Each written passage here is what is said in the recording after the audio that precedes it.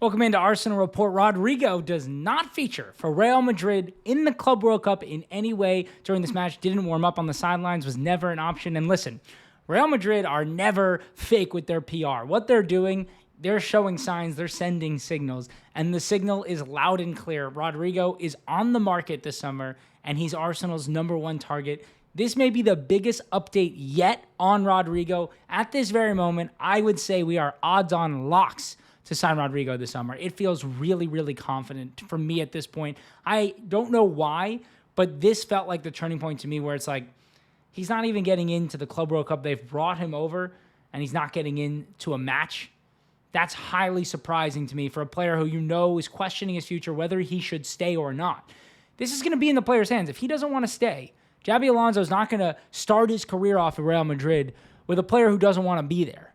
And if he doesn't want to be there, he's going to be gone. And if he's going to be gone, Arsenal are the best option for him and are pushing harder than anybody for him. This is huge news. It's a little bit more to follow here on the Club World Cup, but if one more match of no Rodrigo at all, I wouldn't be shocked if he leaves early, gets his transfer over the line ASAP, comes into Arsenal well-rested, having not played in the Club World Cup and ready to hit the ground running. This is his opportunity to come into the Premier League and have a massive season, make a true name for himself at Arsenal. And obviously he's a huge name. He's Rodrigo, but he's always been under the shadow of somebody else. And he could come in, make this left wing spot his own, score loads of goals, and be the first marquee signing in a very long time for this Arsenal side. Yes, Declan Rice was a marquee signing. We outbid Manchester City and all these things, but there's something about an attacking signing that just hits different from Real Madrid or from Barcelona. The Alexis Sanchez, the Mesut Ozil signings that Arsenal have made. Rodrigo is the next in line of those.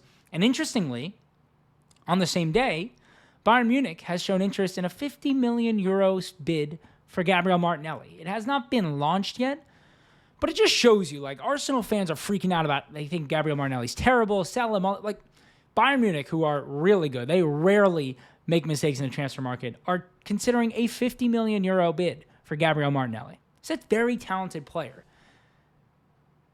And it makes me not want to lose him in a lot of ways, right? Like, if Bayern Munich are willing to spend 50 million on him, maybe we don't want to let him go.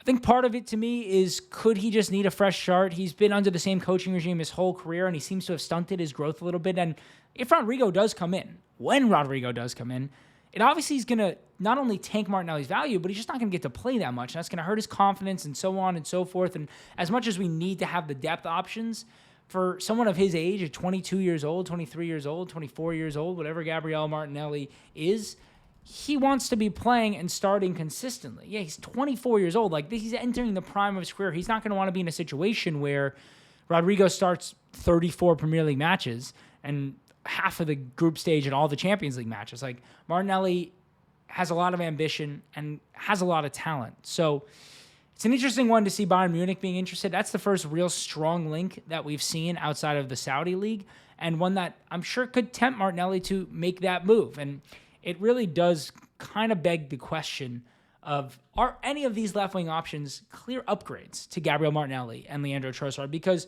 if we do bring one in, it's likely Trossard or Martinelli does need to leave. So Nico Williams looks like he's going to Barcelona. Is Rafael Leao an upgrade on Gabriel Martinelli? In some ways, yes. In consistency ways, not so much. Is Jamie Bino Gittins an upgrade on Gabriel Martinelli? Hard to say.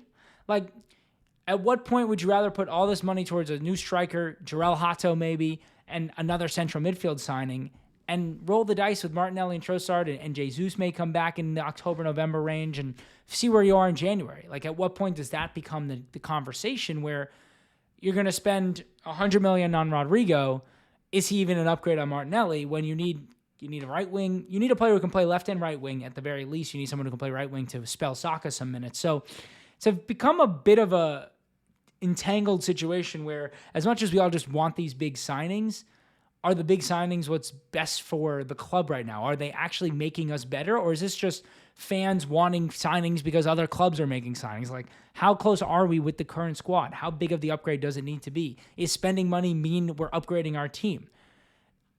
Yes, in a lot of ways, and I think that mindset has actually held us back in a lot of ways, but bringing in Jamie Bino Gittins for Gabriel Martinelli as a 1-1 swap, like, I'm not sure that's the upgrade people think it is. You're getting an incredibly raw player who has found no consistency yet, who's very talented, but isn't necessarily going to come in and be better than Martinelli.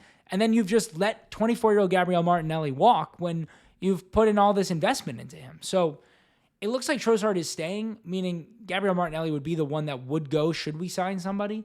It's a bit of an odd situation that we find ourselves in. Obviously, if you have the opportunity to get Rodrigo, you go get him and then deal with the consequences. But it's not necessarily as cut and dry as I think a lot of people are trying to make it out to be. It's one to definitely monitor, and we'll keep you posted on that as well. And for all those watching consistently, make sure you're leaving comments down below. Obviously, subscribe, but leave a comment down below, and we're going to reply to all the comments on Arsenal Report every day that we get them, ask about transfer rumors, ask about how a player fits in. I've got inside sources. If you're looking for a scoop on something, let me know. Make sure to comment down below, and I will get back to you in the next day's video. So thanks for watching Arsenal Report. Every single day, we're coming out live with some transfer updates for you guys, as well as tactical analysis and anything else Arsenal. This is Arsenal Report, and we'll talk to you tomorrow.